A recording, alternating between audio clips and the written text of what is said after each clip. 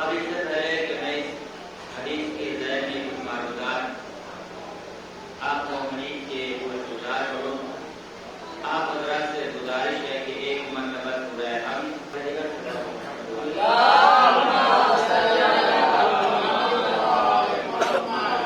عزیزان ایمان، بہت ہی مشہور معروف حدیث کہ اس میں ارشاد اپنی مرتبہ ہو رہا ہے کہ اپنی مریضوں کو زینت و علی کے ذکر سے، کیوں؟ اس لیے کہ علی کا ذکر میرا ذکر ہے اور میرا ذکر خدا کا ذکر ہے اور خدا کا ذکر عبادت ہے۔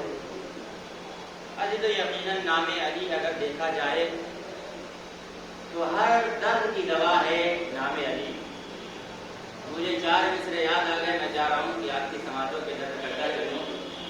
شاعر نے بڑا پیارا لطیف شعر کہا ہے کہ ملا باغ جنت میں گھر دھیرے دھیرے، ملا باغ جنت میں گھر دھیرے دھیرے، یا جب نجف کا سفر دھیرے دھیرے، ملا باغ جنت میں گھر دھیرے دھیرے، یا جب نجف کا سفر دھیرے دھیرے، اور لگا کے علی کی محبت کا مرہم، مٹایا ہے زخم جگر دھیرے دھیرے۔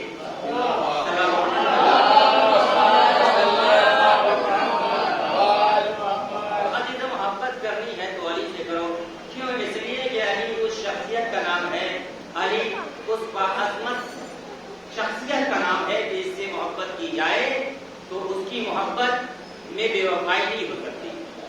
دنیا والوں کے یہاں محبت میں بے وفائی ہوتی ہے، یہاں تک کہ خون میں بھی بے وفائی ہو جاتی ہے۔ لوگ نام کا کہہ دیتے ہیں کہ خون کا رشتہ ہے، جب لحاظ کر دیکھا جائے تو وہی خون جو لال ہوتا ہے وہی کبھی کبھی پیلا دکھائی دینے لگتا ہے لوگوں میں۔ اور یاد رکھیے خون کا رشتہ اہم نہیں ہوتا، جو اہم کردار کا رشتہ ہوتا ہے وہ خون کا رشتہ آپ کا صرف اسنانی اعتبار سے دیکھا جائے تو یہ ہمارے خونی رشتے ہیں، تو اگر نہ معاملات کے اعتبار سے دیکھ لیجیے تو 36 کا آگاہ مل جائے گا۔ اس تاریخی وقت نہیں ہے میں پوری سکتی کیونکہ بات ہے لہٰذا کچھ ایسی جو آپ کے سامنے پہنچانا چاہتا ہوں۔ تو جو میں عرض کر رہا تھا کہ نبی نے فرمایا اپنی ملکوں کو زینت و علی کے ذکر سے، کیوں؟ اس لیے کہ علی کا ذکر میرا ذکر ہے اور میرا ذکر خدا کا ذکر ہے اور خدا کا ذکر عبادت ہے۔ تو یہ تو بات حل ہو گئی کہ اگر ہم عبادت کرنا چاہتے ہیں تو ذکر علی کو انجام دے لیں، نام علی اپنی زبان سے ورد کر لیں، یقیناً ہمیں عبادت کا ثواب مل جائے گا۔ لیکن ہم نے عزیز و تاریخ میں ایسے بھی نام دیکھے، ایسے بھی شخصیتیں دیکھی کہ ان کو ذرا سا عہدہ ملا نہیں کہ انہوں نے خود کو ایگو جسے کہتے ہیں نا، جس انسان کو ایگو آ جاتا ہے، خداوند عالم کو یہ ایگو پسند نہیں۔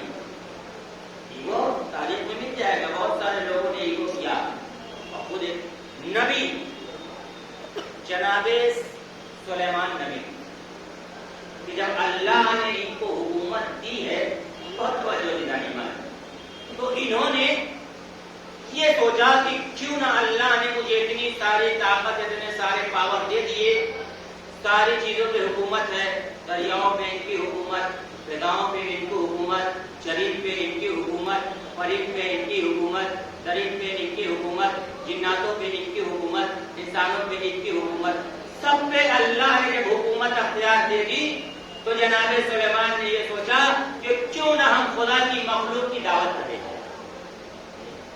اس کے بدلے میں ہم تو ایک کی دعوت کر ہی سکتے ہیں، اللہ نے مجھے اتنا اختیار دے دیا ہے۔ جناب سلیمان نبی نے یہ کہا ہوا کو بلا کر کہ ایسا ہے کہ جاؤ ایک پیغام دے دو، فلاں مقام پر جتنی بھی مخلوقات خدا ہے سب کی دعوت ہے۔ بہت توجہ دلانے والا بات ٹھیک ہے، ہوا جدھر جدھر سے گزرتی گئی وہاں سے پیغام پہنچاتی گئی۔ کہا کل فلاں وقت فلاں مقام پر جناب سلیمان نبی کی طرف سے دعوت ہے، دعوت کا انتظام کیا گیا ہے۔ ایک دریا کے کنارے جناتوں کو حکم دے دیا کہ کھانے کا انتظام کیا جائے۔ اب جنات جو ہے وہ کھانے کا انتظام کر رہے ہیں، اب وقت قریب ہونے والا ہے کہ اس سے قبل ایک مچھلی نے دریا سے منہ نکالا، اور نکالنے کے بعد یہ کہا کہ بھائی مجھے جناب سلیمان نبی کی طرف سے دعوت کا پیغام آیا ہے، میں دعوت میں اپنے حاصل کرنے کے لیے آئی ہوں۔ بہت توجہ دلانے والی ایک دن آیا اور آ کر پوچھتا ہے یا نبی اللہ، ایک کھانے کی ضرورت ہے، ہمیں کھانا چاہیے. نبی نے کہا ٹھیک ہے، ایک مچھلی تو ہے، جاؤ اسے اس کا کھانا دے دو. بہت توجہ دلانی مانا. اب وہ جب جنات آئے تو ایک جسے کٹوتی کہہ لیجیے اس میں کھانا لے کر آ مچھلی کے حوالے کر دیا. ایک ہی لقمے میں مچھلی نے اس کھانے کو کھا لیا اور طلب کیا اور آیا، یہاں تک کہ جب آدھا کھانا کھا چکی، وہ جو انبار ہوا تھا مخلوقات خدا کے لیے دعوت کا انتظام کیا جائے، وہ جب مخلوقات خدا کی تو ان کو کھانا کھلایا جائے گا، آدھا کھانا اس مچھلی نے کھا لیا. جناب سلیمان نبی کی خدمت میں پیغام پہنچا، یا نبی اللہ معاملہ کیا ہے؟ کا معاملہ یہ ہے کہ وہ جو مچھلی جو دریا سے جو ابھی جس نے سر نکالا تھا اس نے تو آدھے کھانے کو تو ختم کر دیا، ابھی ساری مخلوقات خدا کو رزق دینا باقی ہے.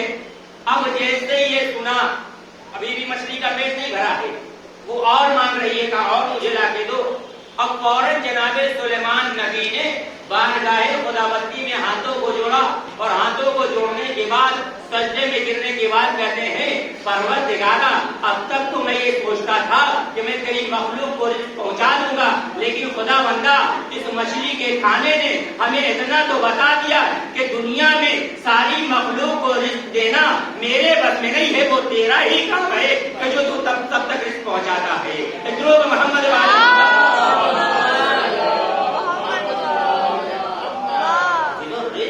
اللہ کا کام ہے. وہ یہ نہ کہے، یہ نہ سوچے کہ ہم نیک انسان کو رزق دے دیا تو گویا اس کی زندگی کو سیٹ اپ کر دیا. نہیں ہے، تو خداوند عالم جب چاہے جس وقت چاہے جو عہدہ دینا جانتا ہے وہی عہدے کو لینا بھی جانتا ہے.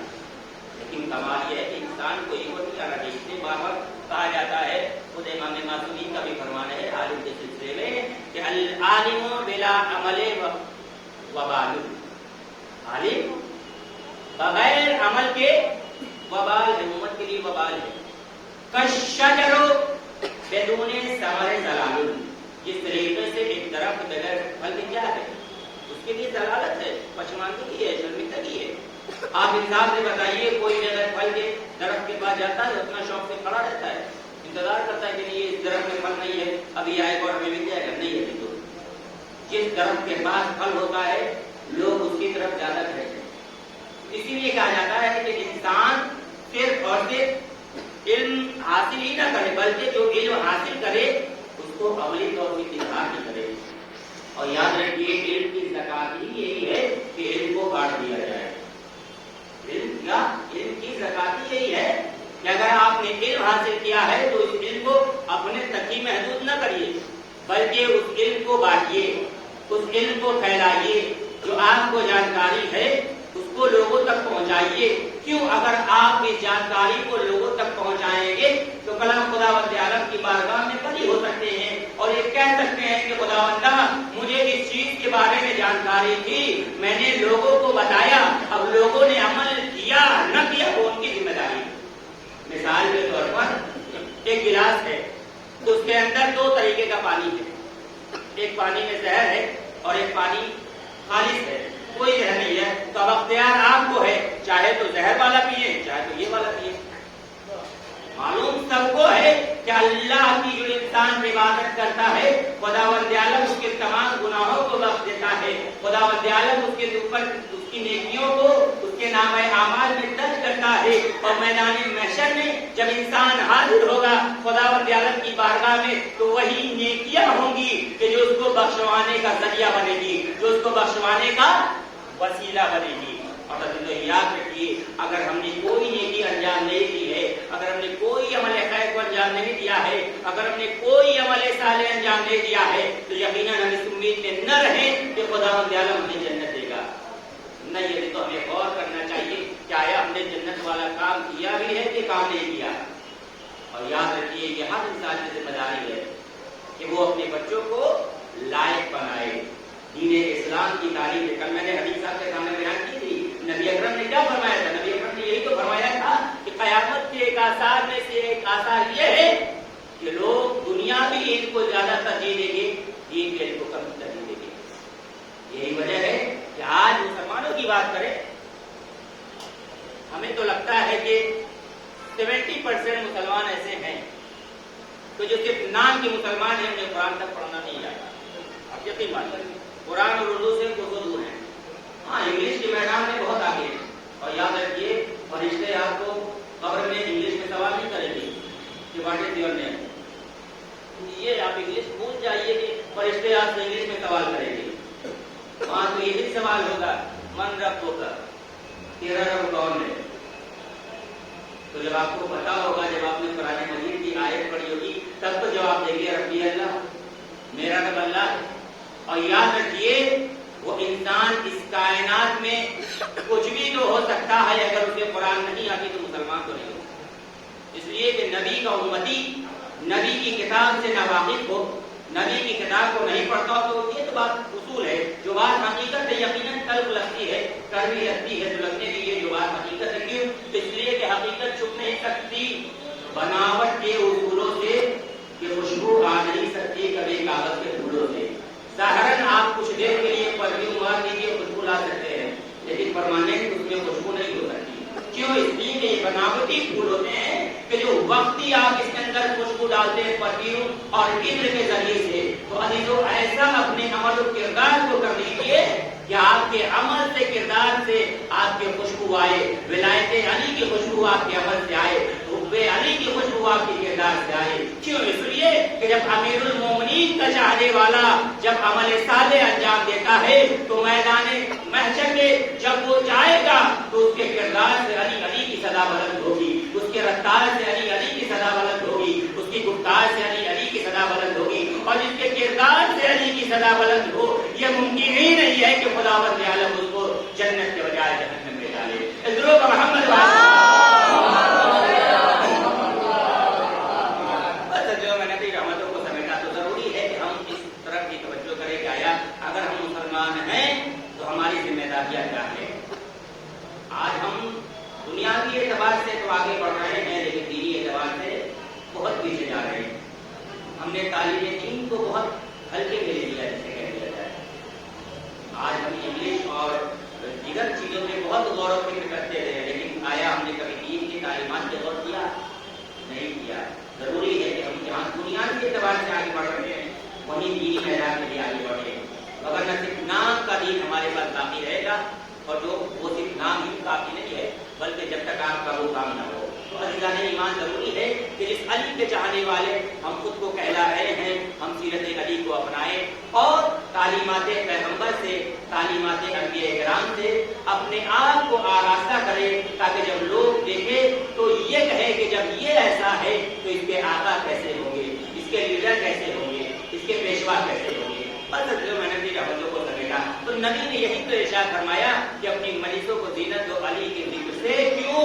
اس لیے کہ علی کا ذکر میرا ذکر ہے، اور میرا ذکر خدا کا ذکر ہے، اور خدا کا ذکر عبادت ہے. صلوات محمد والے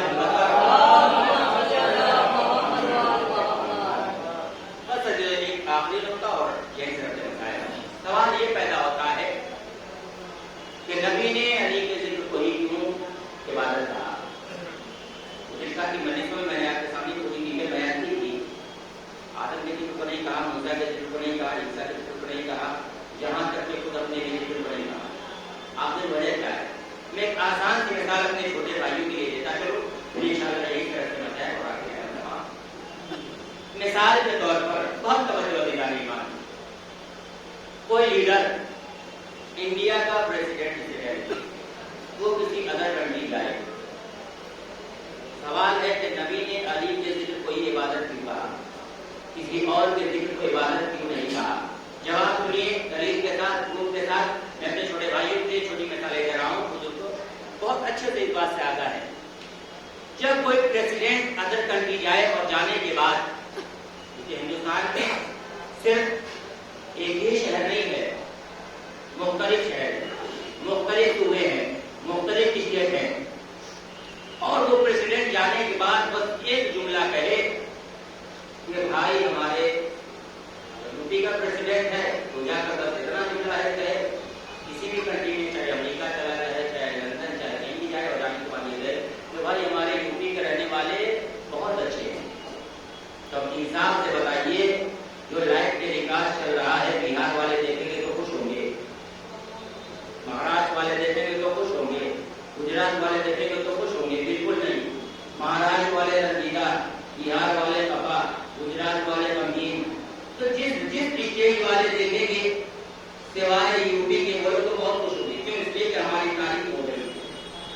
لیکن اگر وہی پریزیڈنٹ ایک بات کہے ایک جملے میں اس طریقے سے کہے کہ آئی پراؤڈ آف مائی کنٹری، ہمارے ملک ہندوستان کے رہنے والے بہت اچھے لوگ ہیں، تو آپ بتائیے نہ بہار والے رنجیدہ ہو رہے ہیں، نہ گجرات والے خفا ہو رہے ہیں، نہ مہاراشٹر والے غمگین ہو رہے ہیں، کوئی ناراض نہیں ہو رہا ہے، بلکہ سب خوش، بہار والے بھی خوش، مہاراشٹر والے بھی خوش، گجرات والے بھی خوش، ایم پی والے بھی خوش، یو پی والے بھی خوش۔ کیوں؟ اس لیے کہ اس نے ایک ورڈ میں پورے ہندوستان کی تعریف کر دی ہے۔ اصل یہی مسئلہ تھا نبی کے ساتھ، اگر نبی چاہتے تو کہہ دیتے آدم کے ذکر کرو، عبادت ہے، لیکن نبی جانتے تھے اگر میں نے آدم کے ذکر کو کہہ دیا تو عیسیٰ ناراض ہو جائے گی، موسیٰ کے ذکر کو کہہ دیا تو ابراہیم ناراض ہو جائے گی، ابراہیم کے ذکر کو کہہ دیا تو یحییٰ۔ یہ کہ نبی نے ایک ایسا سینٹر پوائنٹ بنایا کہ نبی نے علی کے ذکر کو کہا، کوئی نبی کو اعتراض نہیں ہو سکتا۔ کیوں؟ اس لیے کہ تمام نبی جانتے تھے کہ ہمیں یہ جو نبوت ملی ہے علی کی ولایت کے نتیجے میں ہمیں یہ نبوت کا عہدہ ملا ہے۔ ایک جو محمد والے نبی نے یہ سینٹر پوائنٹ بنایا علی کو، اور علی کی ولایت کو کیا فرمایا کہ علی کے ذکر سے اپنی مجلسوں کو زینت ہو۔ کیوں؟ اس لیے کہ علی کا ذکر عبادت ہے، علی کا ذکر میرا ذکر اور میرا ذکر خدا کا ذکر اور خدا کا ذکر عبادت ہے۔ بس اس لیے ہم نے میرا رحمتوں کو سمیٹا۔ اور تو یہ اہل بیت کے اطہار ہیں کہ جنہوں نے اپنے کردار و عمل کے ذریعے سے دنیا والوں کو پیغام دیا کہ دنیا والوں یاد رکھو وہ قوم ہی کیا کہ جو لوگوں کو توڑنے کا کام کرے، نہیں، حقیقی قوم وہ ہے جو انسانیت کو جوڑنے کا کام کرتی ہے۔ یہی جوڑنے کا کام کربلا اٹھا کر دیکھ لیجیے، کربلا میں صرف مسلمان نہیں ہے، اگر اصحاب امام حسین کی فہرست اٹھا کر دیکھیں گے تو آپ کو اس میں عیسائی بھی ملے گی۔ وقت نہیں کہ میں پوری تفصیل کے سامنے لایا، تو کربلا ایک ایسی تاریخ کا نام ہے، کربلا ایک ایسی کتابوں کا نام ہے کہ جہاں سے اتحاد کے پیغام دیتے ہیں۔ اور یاد رکھیے اگر نواسے رسول کربلا نہ آتے تو کیا ہوتا؟ اصل یہ دو جملے مسائل کو آتے ہیں، اگر نواسے رسول کربلا نہ آتے تو کیا ہوتا؟ علی الاسلام تو ہوتا لیکن اسلام کے حقائق اجاگر نہ ہو پاتے، مسجدیں تو ہوتی لیکن مسجدوں میں اذانیں نہ بلند ہوتی۔ ارباب حسین نے مدینے سے چلتے وقت ایک ہی تو جملہ کہا تھا، اے میرے نانا کے مدینے نہ گھبرا، میں مدینہ اس لیے نہیں چھوڑ رہا ہوں کہ مجھے تو پسند نہیں، بلکہ میں مدینہ اس لیے چھوڑ رہا ہوں کہ نانا کی امت بچ سکے، نانا کا دین بچ سکے، نانا کی شریعت بچ سکے۔ لیکن ارباب تاریخ یہی بتاتی ہے کہ وہ نبی کے کلمہ کو جو ظاہراً تو نبی کا کلمہ پڑھتے تھے لیکن کربلا کے میدان میں تمام نبی کے احکام کو فراموش کر دیے، اور بعد وفات نبی یہی وہ امت مسلمہ تھی کہ جو نبی کا کلمہ پڑھنے والے تھے لیکن کربلا کے میدان میں حسین کو 3 روز کا بھوکو پیاسا شہید کر دیا گیا۔ لیکن ارباب ظلم یہی نہیں ہوا بلکہ بعد شہادت حسین کے اصحاب اور حسین کے جنازے کے اوپر گھوڑے دوڑائے گئے۔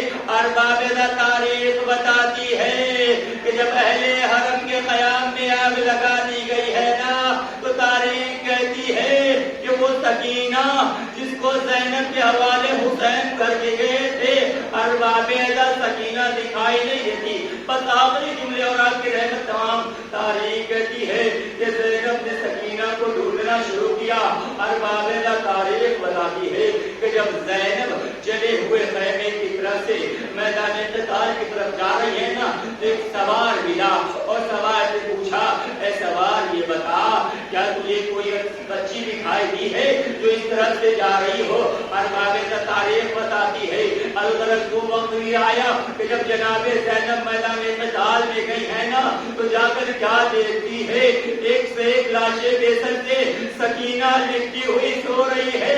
ارباب سکینہ کو زینب نے آغوش میں اٹھایا اور اٹھانے کے بعد یہ سوال کیا، اے میری بیٹی سکینہ یہ بتا تجھے کیسے معلوم چلا یہ تیرے بابا کا سر ہے؟